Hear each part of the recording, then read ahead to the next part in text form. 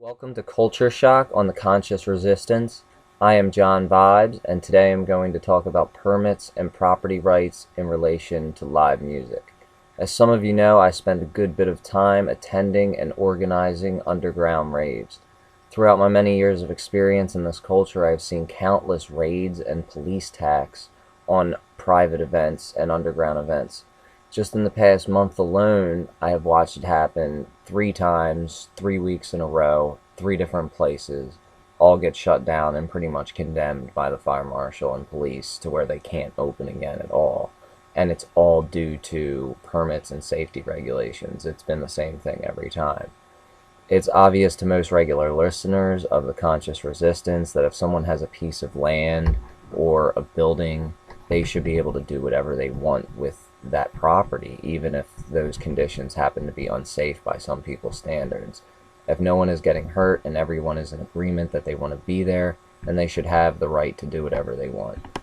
But that's really not how it works in this society, obviously. You need a license to serve alcohol, a license to serve food, a permit to host live music, a permit for dancing, and you need to be in a multi-million-dollar building with a state-of-the-art sprinkler system to even get considered or accepted for any of these permits.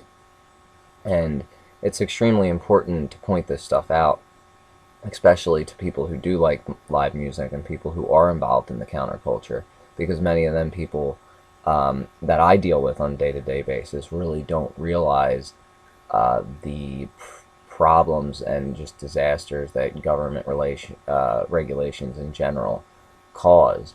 And this is in front of their eyes all the time. During the day, a lot of people will say that these safety regulations and just generally that this is something that we need, and then they go out at night and get mad when a club gets shut down because of the same safety regulation that they thought was necessary just hours ago in a conversation. So when these kind of things happen, it's really important to point out that there are government regulations that are responsible for pretty much ruining live music all throughout the country.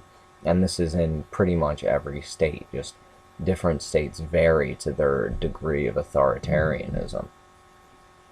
So if you don't like raves or live music and you think that this doesn't apply to you, you're probably wrong, because it applies to anyone who wants to have any kind of gathering. If you're a holiday person, the holidays are around right now, and people in Norfolk, Virginia are getting their holiday work parties shut down. Fire marshals, police department are coming to, people's places of employment and shutting their parties down. They have more than 10 people dancing in a certain area. So that's something that this town requires a expensive permit for, that requires a ridiculous amount of red tape, and probably most buildings would not be accepted with these fire marshal inspections because they're so ridiculous. And the article that I wrote about this, if you want to find it on intellihub.com and check out all the details, you could Google Dance Hall Ordinance Shuts Down Norfolk Holiday Office Parties, and you could just Google that and it'll come right up. And I will catch you next week on the Conscious Resistance. This has been the Culture Shock, and I am JG Vibes.